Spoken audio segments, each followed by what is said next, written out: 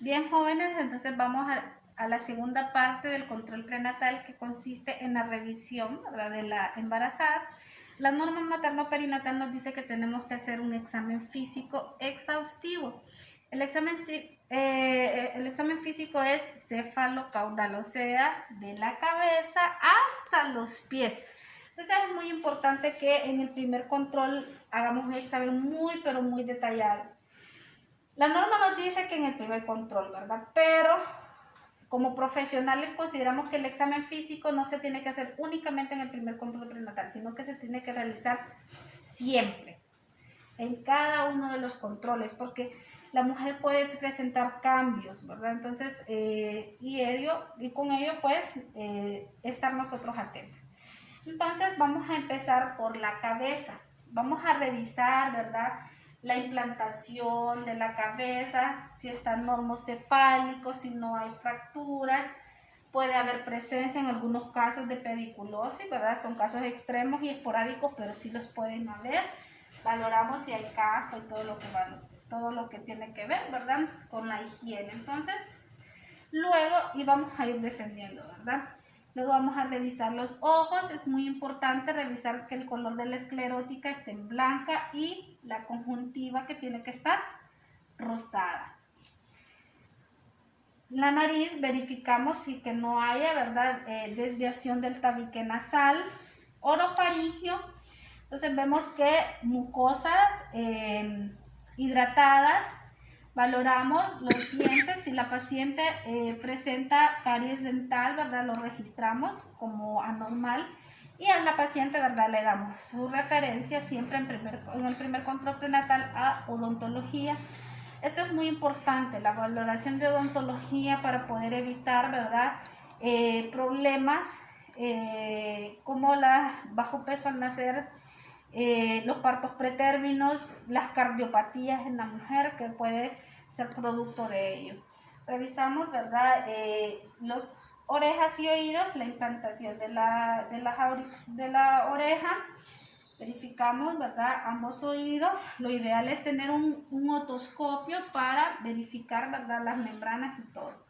Luego venimos y bajamos a cuello. ¿Qué vamos a valorar en el cuello? Pues en el cuello vamos a valorar los ganglios. Nos vamos supra e infraclavicular, también en busca de ganglios. Luego vamos a proceder, ¿verdad? Vamos bajando en tórax. Vamos a valorar la frecuencia cardíaca. Tenemos que valorar frecuencia cardíaca, verificar el tono, la intensidad, que no hayan ruidos anormales. Entonces vemos que verificamos, ¿verdad?, que la paciente tiene buen tono, está regular, está normal la frecuencia cardíaca. Luego vamos a mamas. Acá es muy importante que nosotros valoremos. ¿En busca de qué? Podemos encontrar pacientes, ¿verdad?, que puede ser que presenten signos de cáncer de mama. Eso es muy importante identificarlo. La coloración, si hay nódulos, si hay hundimiento, si hay piel naranja, si hay grietas o laceraciones en el pezón. La salida de calostro en el embarazo es normal, entonces la salida de secreción va a ser anómala, o vamos a valorar anomalías hasta después de que la mujer deje de lactar, porque recordemos que hay producción o cambios hormonales durante el embarazo. Entonces, por ello puede haber secreción. Entonces, en el embarazo la salida de secreción es normal. Verificamos, ¿verdad?, el pezón, de que la paciente tenga buen pezón. Si la paciente no tiene buen pezón, entonces tenemos que darle la orientación para que ella, de esta manera, ¿verdad?, se lo pueda estimular. El esposo también le puede ayudar, ¿verdad?, a la estimulación del mismo. Revisamos los brazos, es muy importante, ¿verdad? Igual en busca de ganglios. Verificamos, ¿verdad?, la simetría de ambos brazos. Igual en lo que es el brazo, en la cara interna, verificamos, ¿verdad?, si no hay ganglios. Luego procedemos a lo que es, ¿verdad?, la valoración del abdomen. En este caso, es un abdomen grávido, porque está en estado de embarazo. Cuando la mujer tiene más de 28 semanas de gestación, vamos a hacer las maniobras de Leopold. Antes no. Y algo muy importante es que tenemos que medir la altura uterina. ¿Por qué es importante la medición de la altura uterina? Porque esta nos va a dar el indicativo si esta paciente está con una restricción de crecimiento intrauterino o un aumento exagerado, ¿verdad?, o anormal, que nos puede estar hablando de una macrosomía fetal, o también puede asociarse a un oligohidramnios, polihidramnios o a una mola hidatidiforme. Entonces, en el caso de la medición de la altura uterina o la altura de fondo uterino, que le llamamos AFU, es muy importante tener una cinta métrica. Lo ideal es tener esta cinta obstétrica, esto es lo ideal, ¿verdad? Pero si no contamos con ella, podemos hacerla con cualquier cinta métrica. Lo importante es que hagamos la medición correcta. Y es que el 0 lo vamos a ubicar exactamente en la sínfisis del pubis. Nosotros podemos tocarlo, mire, con nuestro dedo índice tocamos ese huesito, y si no, pues le consultamos a la paciente. Este es su huesito, ella nos dice si es o no es, ¿verdad? Porque a veces hay pacientes que tienen obesidad y es más difícil poder identificarlo. Y la medición de la altura uterina es muy importante. Miren cómo vamos a colocar los dedos. La cinta tiene que ir en medio del dedo índice y el dedo medio, y lo vamos a llevar de esta manera. ¿Hasta dónde lo vamos a llevar? Hasta altura del fondo uterino. Entonces nosotros le hacemos de esta manera, miren. Entonces venimos, identificamos. Nosotros aquí vamos a sentir como una pelotita, como que nos estancamos con algo, y ese es el fondo del útero. Entonces venimos y hacemos la medición, porque todo esto tenemos que registrarlo en la historia clínica perinatal base y en el expediente. Entonces ya tenemos, ¿verdad?, la medición de la altura uterina. Como es una embarazada que pasa de las 28 semanas de gestación, entonces vamos a hacer las maniobras del Leopold. Entonces venimos y hacemos la primera maniobra, la cual tomamos nuestras manos de esta manera, como si fuéramos a hacer una casita, y ubicamos en el fondo de útero, porque necesitamos ver qué espacio ocupa el fondo de útero. La segunda maniobra consiste en que yo voy a colocar una de las manos en la parte lateral del abdomen, y con la otra yo voy a hacer esto, como una presión y hacia abajo. Miren, me voy hacia abajo y luego intercambio. Con esta sostengo acá y toco. Entonces, ¿para qué me sirve esta maniobra? Esta maniobra me va a indicar cómo se encuentra ese feto, si está longitudinal y dónde ubicamos el dorso. Eso es muy importante, porque el dorso necesitamos identificarlo para luego auscultar la frecuencia cardíaca fetal.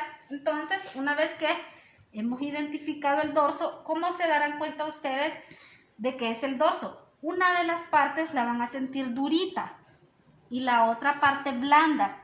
Entonces, por la parte blanda significa que están las extremidades, o sea, esta parte, normalmente el feto está así, posición fetal. Entonces, lo blando es lo que vamos a tocar acá. Pero vamos a sentir duro porque lo que vamos a estar tocando es esto, es el dorso. Entonces, significa que es ahí donde vamos a auscultar. Entonces, vamos a decir que el dorso se encuentra al lado, no a mi izquierda, sino que es en relación a la madre. Entonces, va a ser, si está aquí, es a la derecha. Si está acá, es a la izquierda. Vamos con la tercera maniobra. La tercera maniobra vamos a colocar nuestra mano de esta manera y vamos por encima de la sínfisis púbica. Vamos a hacer como una maniobra como peloteo. Entonces, si está cefálico, nosotros vamos a sentir la cabeza del bebé. Vamos a sentir durito. Si está podálico, no vamos a sentirlo, ¿verdad? No vamos a sentir la cabeza. O puede estar transverso también, o sea que está transverso el feto, o puede estar oblicuo, entonces no vamos a sentir la cabeza. Y la última maniobra consiste en que yo le voy a dar la espalda a la paciente, voy a estar viendo hacia los pies de la paciente y voy a hacer como la primera maniobra, como hice la primera, que esta me sirve para confirmar o corroborar. Entonces vamos a decir que está cefálico porque la cabecita la siento acá siento blando, significa que está cefálico. Y el dorso lo sentí en esta parte de acá, o sea, a la derecha de la madre. Entonces, cuando está cefálico, algo muy importante, cuando está cefálico normalmente la frecuencia cardíaca la ubicamos en esta parte, línea media del ombligo, de aquí para acá, hacia abajo. En esta parte ubicamos la frecuencia cardíaca. Cuando están podálicos, o sea que las nalguitas están acá, entonces, ¿qué significa? La lógica nos dice, ¿verdad? Si está para abajo, entonces la frecuencia cardíaca está por acá. Si está al contrario, entonces la frecuencia cardíaca la vamos a ubicar sobre, no por debajo, sino por sobre el ombligo. Entonces, lo ubicamos en estas partes de acá. Entonces, normalmente, algo muy importante es que, ¿cómo utilizamos el estetoscopio? Cuando son estudiantes, normalmente, ¿verdad? No todos tienen el acceso de andar un estetoscopio, un Littmann, por ejemplo, que sería lo ideal, ¿verdad? Pero lo ideal es tener un estetoscopio de doble campana. Esta campana nos sirve para escuchar los sonidos fuertes, como la frecuencia cardíaca de la paciente, los ruidos intestinales, pero la campana pequeña, nos sirve para escuchar los ruidos suaves. Y resulta que el de la frecuencia cardíaca es un ruido suave. ¿Por qué? Porque recordemos que el bebé está todas las capas abdominales de la piel de la madre, más todas las capas del útero para llegar hasta el feto. Entonces es un ruido suave. Entonces venimos y empezamos a localizar la frecuencia cardíaca. Ya dijimos que está de este lado, el dorso está aquí, entonces es aquí donde vamos a ubicar la frecuencia cardíaca. Les dije línea media del ombligo, normalmente se encuentra por acá. Ya una vez, ¿verdad?, que logramos identificar, tratamos de hundir o hacer un poco de presión en el estetoscopio, no bruscamente, sino que es suave. Nos concentramos, ¿verdad? Porque si no nos concentramos, de repente se nos puede perder, ¿verdad?, la frecuencia cardíaca. Es muy importante tener nuestro reloj con segundera para poder contabilizar. La frecuencia cardíaca normal de un feto va de 120 a 160. Todo lo que esté por debajo o por encima de estos valores ya es una normalidad, ya compromete al feto, entonces hablamos de un sufrimiento fetal. Entonces no podemos quedarnos con esta paciente y tenemos que referir. Entonces si encontramos frecuencia cardíaca de 100, por ejemplo, o de 170, de 180, vamos a referir a esa paciente por sufrimiento fetal por taquicardia fetal y registramos la cantidad. Entonces ya pasamos de abdomen, ¿verdad? Ya medimos AFU, ya hicimos maniobras, ya auscultamos, ya vimos que está cefálico. Cuando está antes de las 28 semanas, que no le podemos hacer maniobras de Leopold, en el expediente vamos a registrar flotante, donde dice presentación en la historia clínica perinatal base, lo vamos a registrar como flotante, antes de las 28 semanas. Después de las 28, entonces sí tenemos, ¿verdad?, que registrar la presentación. ¿Qué pasa, por ejemplo, antes de las 2, entre las 2, bueno, digamos que de las 14, 16, ya se logra auscultar la frecuencia cardíaca? Con estetoscopio es bien difícil, es mucho más fácil después de las 20 semanas con estetoscopio. Pero ¿qué pasa con aquellas pacientes, por ejemplo, después de las 12 semanas ya podemos auscultar? Entonces podemos auxiliarnos, quienes tenemos, ¿verdad?, el acceso de este aparatito, que esto es un Doppler que nos permite valorar la frecuencia cardíaca fetal. Entonces ubicamos de igual manera, le colocamos gel, que es como un lubricante de uso externo, y ubicamos, ¿verdad?, la frecuencia cardíaca. Entonces el aparatito, cuando ya una vez lo localizamos, nos va a marcar el corazoncito y va a empezar el pum, pum, pum, bien marcado. Ojo, ¿verdad? Porque muchas veces podemos confundirnos, porque lo que escuchamos es placenta. Y la ventaja del Doppler, por ejemplo, es que cuando está en placenta no le marca el corazoncito. Y si se lo marca sin relleno. Pero si está en corazón, el corazoncito se lo marca relleno y es bien marcado, es notable. ¿Cómo identificamos si es frecuencia cardíaca fetal o placenta? Y es que la cardíaca fetal es bien marcada, es pum, pum, pum. Ustedes así lo van a escuchar, pum, pum, pum. Pero la frecuencia de la placenta usted la escucha con soplido. Se escucha el pum, pum, pero usted va a escuchar como un soplido. Entonces usted dice, ah, esto es placenta. Entonces seguimos buscando, ¿verdad? Hasta que encontramos la frecuencia cardíaca fetal. Luego, recordemos que hay que cuidar siempre la integridad de la paciente, la privacidad de ella. Entre menos descubierta la tenemos, mejor, ¿verdad? Entonces vamos a revisar los genitales. Es muy importante. Tras la captación tenemos que hacer la citología. La norma materna nos deriva a manejo de cáncer cervicuterino, que le demos en qué momento vamos a hacer citología. Sin embargo, no nos especifica.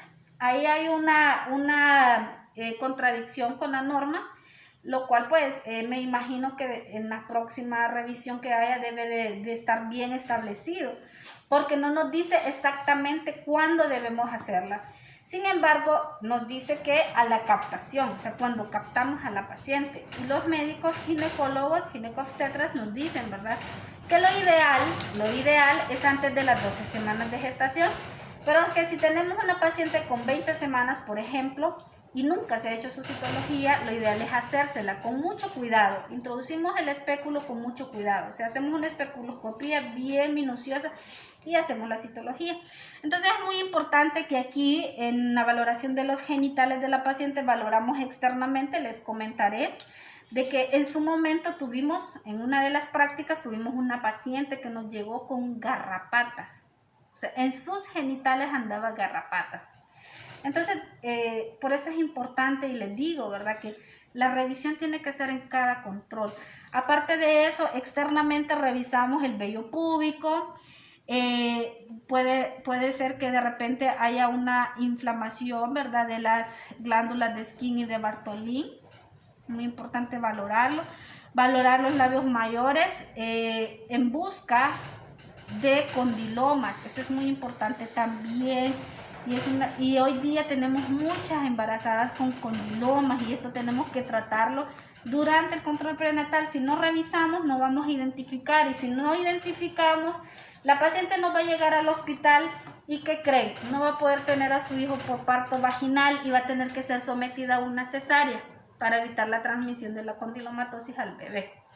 Entonces todo eso podemos evitarlo, ¿verdad? Porque si lo identificamos de manera precoz, hacemos las quemas semanales y desaparecen las verrugas y la paciente podrá, ¿verdad?, tener a su bebé normal.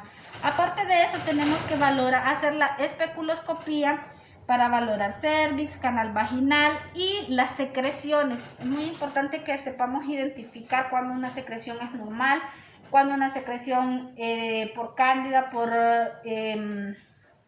vaginosis bacteriana, trichomoniasis, que son las más comunes. Les menciono estas porque estas son las más comunes, ¿verdad? Rara vez tenemos clamidia o gonorrea, rara vez. Yo en los casi 5 años que llevo nunca he tenido una paciente con estas dos patologías. Sin embargo, sí con mucha vaginosis, que es lo más común en ellas. Entonces es muy importante que identifiquemos esas secreciones, ¿verdad? Recordemos que la candidiasis se va a caracterizar por ser una secreción grumosa, parecida al requesón. La paciente nos va a referir prurito. Nosotros podemos ver eritema, ¿verdad?, vaginal.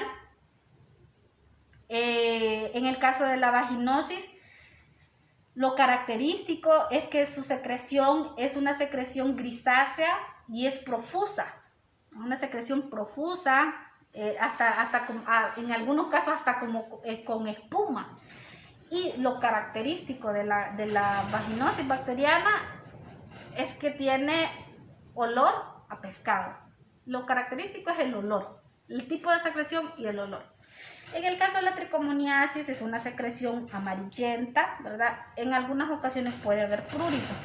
Y podemos tener las infecciones cruzadas, vaginosis con cándida, vaginosis con tricomonas, tricomonas con cándida, ¿verdad? Entonces, por eso es importante que nosotros valoremos los genitales de la paciente siempre. Una vez que valoramos sus genitales, entonces valoramos, ¿verdad?, sus miembros inferiores. Igual valoramos la simetría. Y en el caso de la embarazada, nosotros vamos, ¿por qué es muy importante la valoración de los miembros? Y es que vamos en busca del edema. Podemos tener edema con fobia, y el edema con fobia va de 1 a 4 cruces. Eso tiene mucho que ver con el hundimiento. Nosotros hacemos esto, hundimos, ¿verdad? Hacemos presión con nuestro dedo, y si queda hundimiento significa que la paciente tiene edema. Entonces tenemos que valorar el grado. Entonces esto nos puede estar dando una pauta de que esa paciente no está bien. Si está haciendo retención de líquidos, significa entonces que está teniendo problemas con su presión arterial. Y entonces finalizamos, ¿verdad? Igual revisamos si hay varicosidad. Si hay varios. Y con esto finalizamos.